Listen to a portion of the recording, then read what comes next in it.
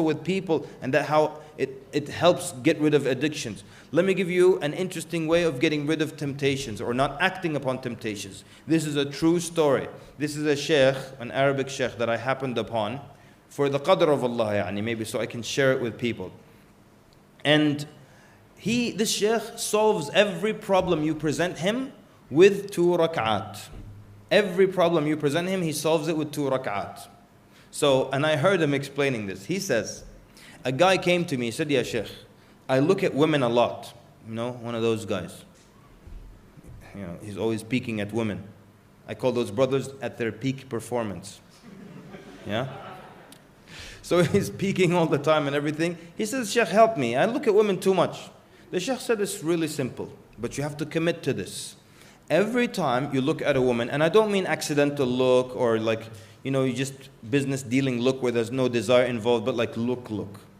He said, every time you look at a woman, pray 2 rak'at. Any time of the day, you look at a woman, the way that's improper, go pray 2 rak'at. See what's happening now. What's the formula? Why does this work? What is the bigger deal for Iblis?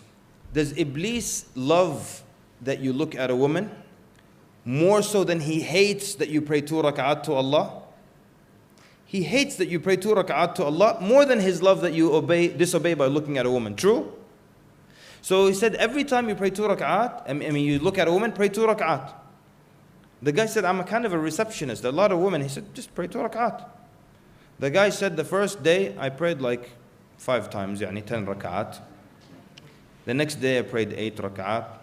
After that 6 rak'at, then 4, then 2.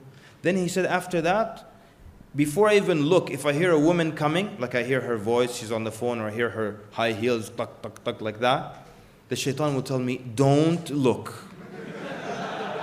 If you look, you have to pray 2 rak'at, and just don't look. And he called the sheikh and said, Sheikh, I don't look at all now. Sheikh said, another guy came with a similar problem. He said, Sheikh, I smoke. And the smokers. Make dua. The dua of cigarettes, right? They make dua. Sheikh said, let me tell you something.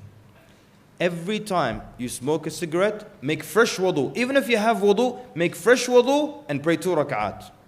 The guy said, Sheikh, I smoke 2 packs a day. He said, make fresh wudu and pray 2 rak'at. And you know how smokers quit, right? This guy said, the first day, I prayed 10 rak'at. That means he smoked 5 cigarettes. He went from 2 packs to 5 cigarettes in the first day. Make fresh wudu and pray 2 rak'at. He said then the second day, notice second day only, I prayed 4 times, 8 rak'at. And then the third day, 3. The fourth day, 2. The fifth day, just 1 cigarette. He prayed 2 rak'at. He said after that, every time I want to smoke a cigarette, or I think maybe I should smoke a cigarette, shaitan will come to me and say, if you smoke, now you have to make wudu all over again and get wet and pray 2 rak'at. Just leave the cigarette. So the sheikh then wrote about the 2 rak'at solution in his book. He said, then a young man read the book and he called me. He said, Sheikh, I read about your 2 rak'at solution and I used to miss Fajr and it would make me so angry to miss Fajr. He said, one day at night, I sat up in my bed, just alone. There's nobody in my room, just like a madman. I sat up in my bed and I said out loud, Wallahi al-Azim, if I miss Fajr tomorrow, I will pray 100 rak'at. He'll pray 50 times extra salah. He said, Fajr came, no alarm clock, nothing. Iblis said, get up quickly, it's Fajr time. He said, for 1 year, I never missed Fajr. And I would show up before the mu'adhin even at the masjid. And then they realized that and they gave me the keys to the masjid and now I'm the one who opens up the masjid for Fajr. And I really love this idea of the 2 rak'at. The only way it will work though is if you commit to it. And I wanted to share it with you because you might use it for whatever. Maybe one of us in here has an anger problem. Every time I lose my temper, I'm going to make fresh wudu and pray 2 rak'at.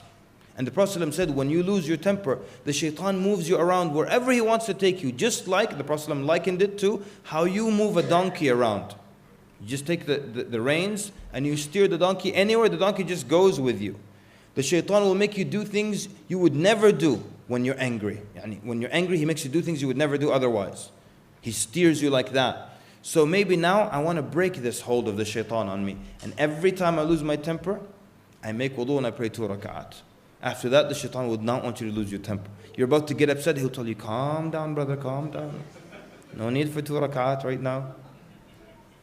Maybe every one of us has something different, some different temptation we want to pull away from. Be dedicated and try the 2 rak'at system.